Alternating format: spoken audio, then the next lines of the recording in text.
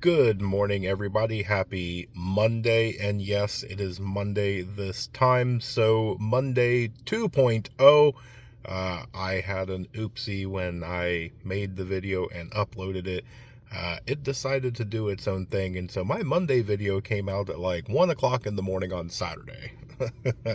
No biggie, right? Things happen and we move on with life. So, Rural here with another morning chat. And let's just go ahead and do a kind of a shortcuts 2.0. If you have followed me for any length of time, you know that I'm an outside the box thinker.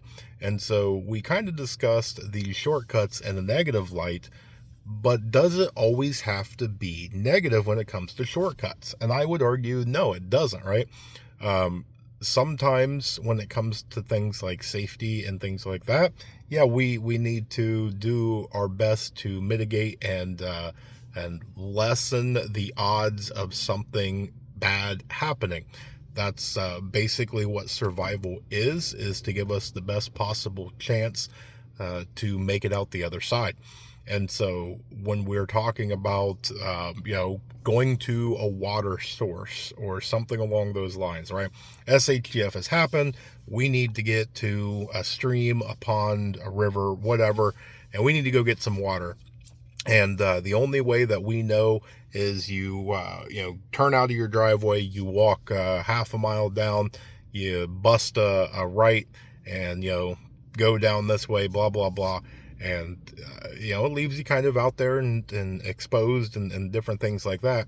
But what happens if you find a shortcut, right? You make it to where you are able to get to where you want to go, to that destination, much quicker. And anytime that you can save time and be safe about it, right? We don't want to do it if it's going to cause problems or do anything that is going to give us a higher risk of injury. But if we can cut that time in half, that's amazing. That is quicker to get there. It's definitely better when you are coming back because you're carrying a lot heavier of a load. And, if you have to carry that amount of water on your way back, even in, pulling it in a cart, if you're carrying a decent amount of water and you're walking for 20 minutes, but the shortcut gets it down to 10, it's a lot better. And over time, that time saved is a good thing. And we can do other shortcuts as well. And you may not realize them as shortcuts per se. You may call them under a different name.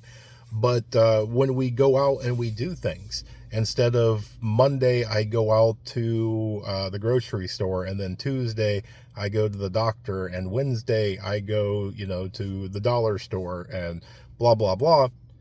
Can you get it to where you are going to as many destinations as possible in one trip, right? You're saving time, you're saving gas, and it's kind of a shortcut.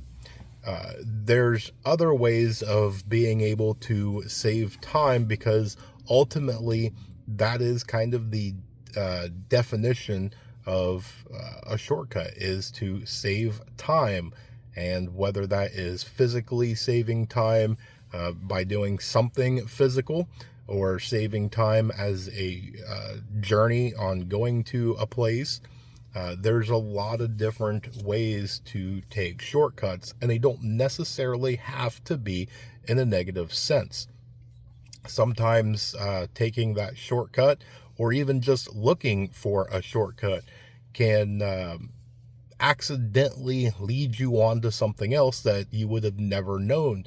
And you could be trying to, again, go to that water source, but you go, you know what, I wonder if I cut through on this path, if that'll do anything.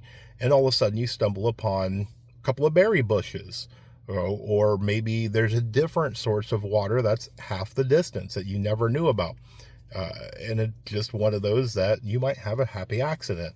But then again, you also have to make sure that you are taking into account of everything, because not all shortcuts are good. Just because to go to that water source one way is 5 miles and the other way is 2 miles, and you're like, well, duh, I need to go to the 2 miles. Well, what happens if the 5 miles is pretty flat and you've been doing it for a while and it's decently safe, versus the 2 mile?